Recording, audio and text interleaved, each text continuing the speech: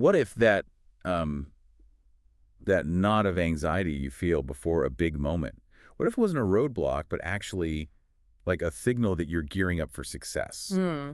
What if stress, the thing we're always told to get rid of, could actually be your secret weapon? That's a really interesting flip, isn't it? Reimagining that feeling, the one we usually dread. Exactly. Could that flutter in your stomach, right before you pitch your big idea, actually mean you're about to totally crush it? Well, according to one perspective, yeah. Because there's this Navy SEAL, Rich Diviney, who's seen, well, way more high-pressure stuff than most of us ever will, Hmm. and he thinks that's a powerful possibility. So today we're kind of cutting to the chase on how to shift gears with stress. Make it work for you. Yeah, forget all the long-winded advice.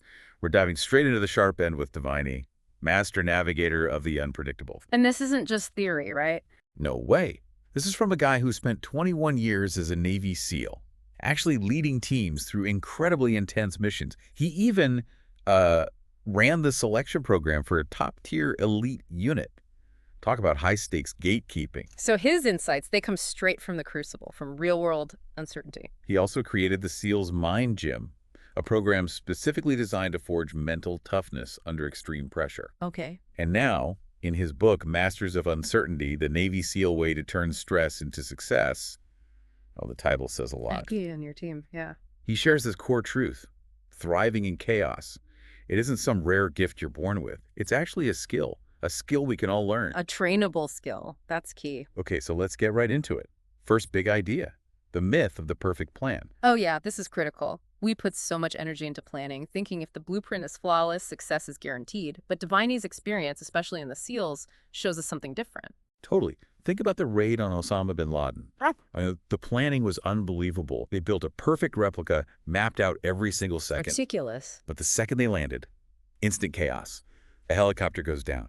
Timelines, shot, entry points, compromised. All that intense prep, just smacked by reality. But here's the thing. Despite those huge deviations from the plan, the mission ultimately succeeded. Precisely. It wasn't the perfect plan that won the day. It was the team's ability to perform within that chaos. Right. So forget chasing some impossible peak performance.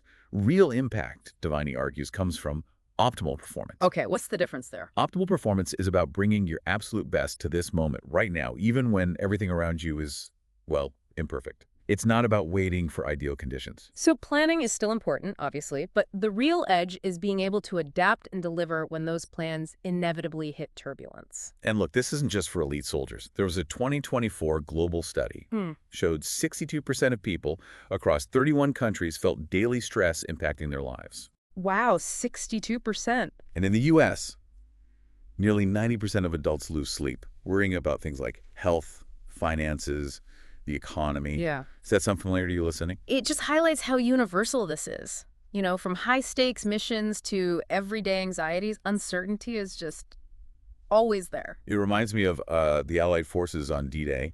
Massive detailed planning, right?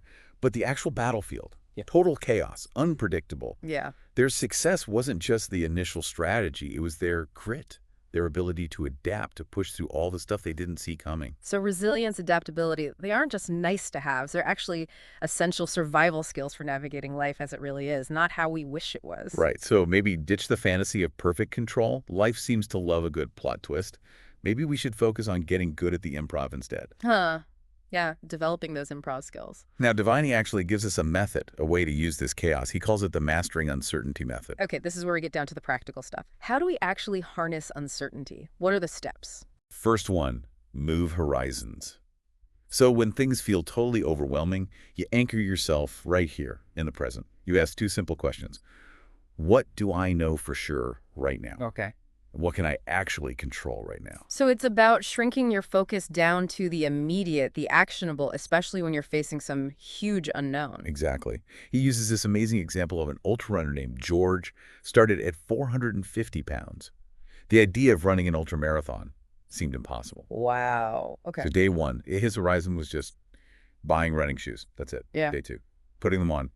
He didn't fixate on the 100-mile finish line. He focused on reaching the next mailbox. Tiny, achievable steps. Tiny steps, like Lao Tzu said, right? The journey of 1,000 miles begins with a single step. That's powerful. Breaking down these massive challenges into really small, manageable actions, that builds momentum, gives you a sense of control. And it directly tackles those stress stats we mentioned. Health worries, financial stress, the economy.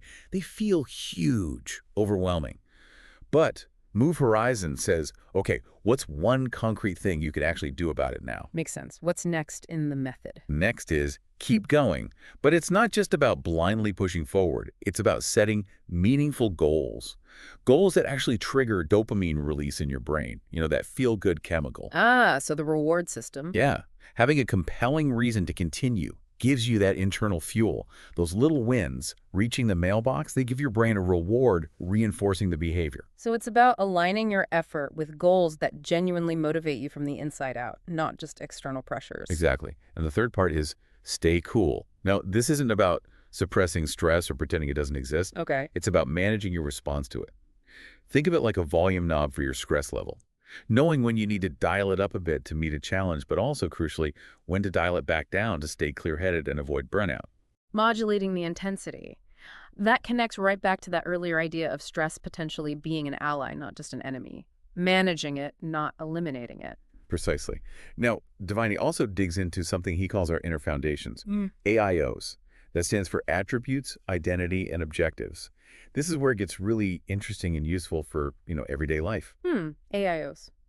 Okay, so this shifts from the external tactics we just talked about to our internal wiring. How we are built affects how we react under pressure. Exactly. We often like to think that when the pressure's on, we'll rise to the occasion, use our training, rely on our values. But Diviney says, actually, we tend to revert. We fall back on our core instincts, our fundamental wiring.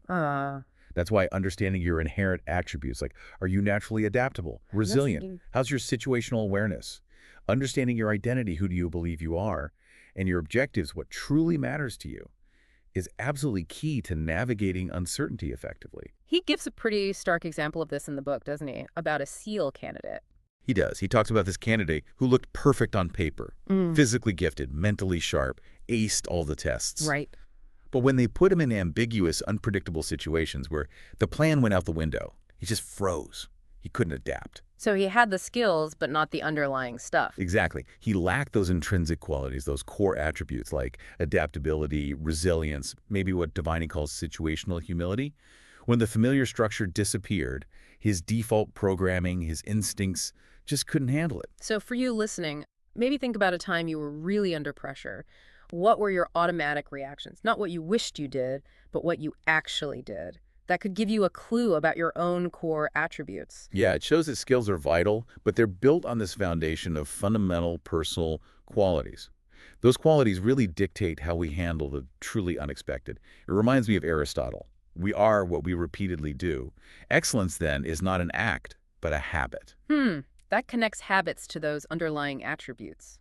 Repeated actions revealing the core. And think about the Stanford prison experiment, obviously problematic ethically, but it showed how quickly identity and environment can shape behavior under stress. Right, how roles can influence actions.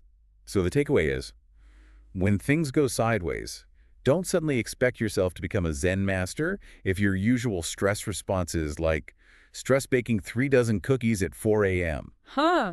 Know your defaults. Know your defaults, good and bad. That self-awareness is crucial for preparing. Okay, so understanding AIOs is foundational. What else does Diviney bring from the SEAL world? He talks about something called dynamic subordination, and he frames it with a really critical question. When the plan completely falls apart, who leads? Ooh, okay. That challenges traditional hierarchy, doesn't it? Suggests a more flexible approach to leadership. Totally. In fast-moving, high-stakes situations, the leader isn't always the person with the highest rank or the official title. It should be the person with the most relevant expertise for that specific problem right now. That's dynamic subordination. So leadership shifts based on competence for the immediate challenge. Yes. In SEAL teams, he says, leadership fluidly shifts to whoever has the knowledge and skill to tackle the problem at hand, regardless of their rank on paper. Clarity and competence trump conventional authority in those moments. That must require an incredible amount of trust within the team. People have to feel safe enough to step up, and others have to be willing to follow based on expertise, not just the org chart. Absolutely crucial. And think about the cost of not having that trust. Workplace stress costs the U.S. economy over $300 billion a year. Toxic environments kill adaptability. Wow, $300 billion. Building that trust, like Diviney emphasizes, creates resilient environments where dynamic subordination can actually work, which in turn can probably reduce some of that stress. That makes sense. I got an example. Think about Apollo 13. The formal command structure obviously remained in place, right? But when the crisis hit, Yeah. it was the ground engineers, the ones with the deep technical expertise on the systems, who effectively took the lead in figuring out how to get the astronauts home safely. Their competence guided the actions. That's a perfect illustration. Expertise driving the solution, regardless of formal rank in that critical moment. As Diviney puts it, when you're facing uncertainty, flex wins. But you need that foundation of trust for flexibility to happen. Flex wins. I like that. Okay, so we've covered planning, the method, AIOs, dynamic subordination. What about stress itself? How we view it? Right, the final big piece. Reframing stress. We tend to see stress as this awful, unwanted guest who shows up and eats all the snacks. Yeah, something to avoid or fight. Our instinct is often to push it away, resist it. But Diviney argues the problem isn't stress itself. Stress is unavoidable. The real problem is how we manage it, or often mismanage it. So another fundamental shift in perspective, not inherently negative, but about our relationship with it. Exactly. Think about the physical signs: racing heart, maybe sweaty palms, feeling hyper alert. Yeah. That's your autonomic nervous system kicking in. That's autonomic arousal. The fight or flight response, Yeah. basically. Yeah, but Diviney reframes it as your body's built-in performance enhancement system. It's designed to sharpen your focus, give you energy, prepare you for action. Okay, so it can be useful. It is useful energy. Yeah. The key is managing the intensity. Remember that volume knob analogy? Knowing when to let it crank up to meet a demand, but also knowing how and when to dial it back down so you don't get overwhelmed or burn out. But there's a caution here too, right? We need to be careful not to romanticize stress too much. Chronic stress is genuinely harmful. Absolutely a critical point. We have to remember Dr. Hansili's famous quote, "It's not stress that kills us, it is our reaction to it." Short bursts can be performance enhancing, but chronic, unmanaged stress, that's dangerous. Yeah, the data on that is clear. Links to hypertension, heart disease, stroke, obesity, diabetes, weakened immune system. For sure. There was a 2024 report from India showing 80% of people there experience stress symptoms regularly.